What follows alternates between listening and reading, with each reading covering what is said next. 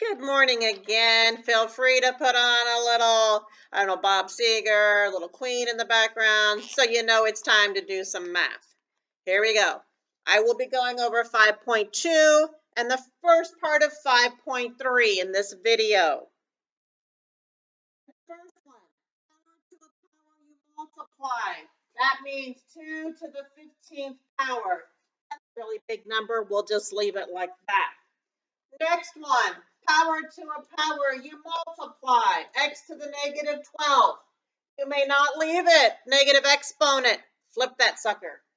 So it's 1 over x to the 12. Next one, power to a power, you multiply, x to the negative 2 over x to the negative 9. Negative exponents, flip it.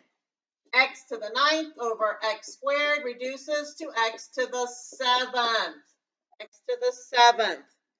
Next one, negative 3x to the 4th. Notice the negative is inside the parentheses. Negative 4 times makes a positive.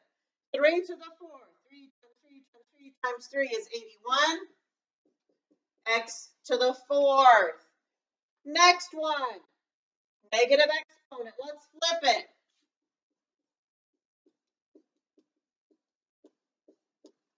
Notice the negative here is gone now, and all of these stayed the same. Now we will go through and square each. 3 squared is 9.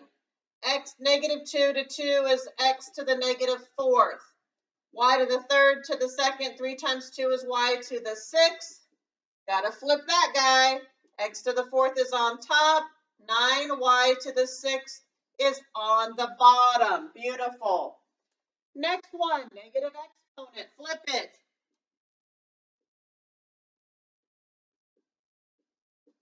Notice the negative 2 is now a 2 once it is flipped. Now,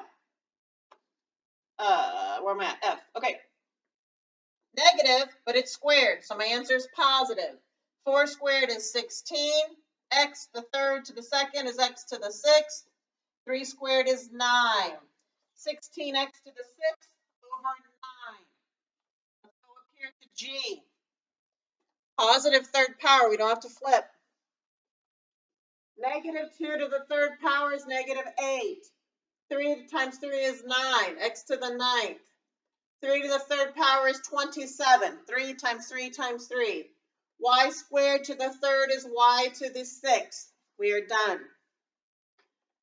Now, let's look at this first part in 5.3.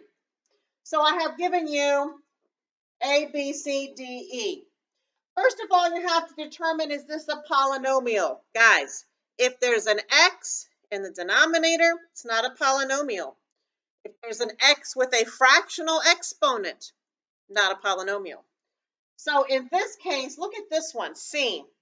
X to the negative 2, that can be written 3 over x squared plus 4x squared. Do I have an x in the denominator? Yes, I do. Is this a polynomial? No. So you don't answer any of those questions. On C, the answer is no, not a polynomial. Don't answer the rest of the questions. Go back to A. I see no x in the denominator, so it's a yes. B, this is 3x plus 1/2. 2 to the negative 1 is 1/2. X is still in the numerator. It's a yes. D, x's are in the numerator. It's a yes. E, this is 1/3 times x squared. So this is fine. X is in the numerator. Those are all yes. They are polynomials. Degree. If there's no x at all, it's a degree 0. Look at the highest exponent of x here, 3x to the 1st. It's degree 1. Look at D. X to the 48th or x squared. 48's bigger, degree 48. This one is not in order, x squared, x cubed, so the degree is 3. What are the coefficients? Well, there is no variable, so there are none. In this case, what's in front of the x? That's the coefficient, it's a 3.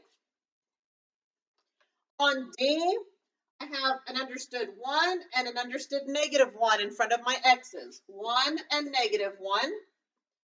Here I told you this is like 1/3 times x squared, and then -5 times x cubed. So it's 1/3 and -5. And now is it a monomial, a binomial, or a trinomial? That's easy, guys. It just means how many different terms. Terms are separated by plus or minus. In this case, it's a mono because there's one term. 1, 2 makes it a binomial. On to D, binomial. And down to C, 1, 2, 3, trinomial. Thank you all. Enjoy your homework.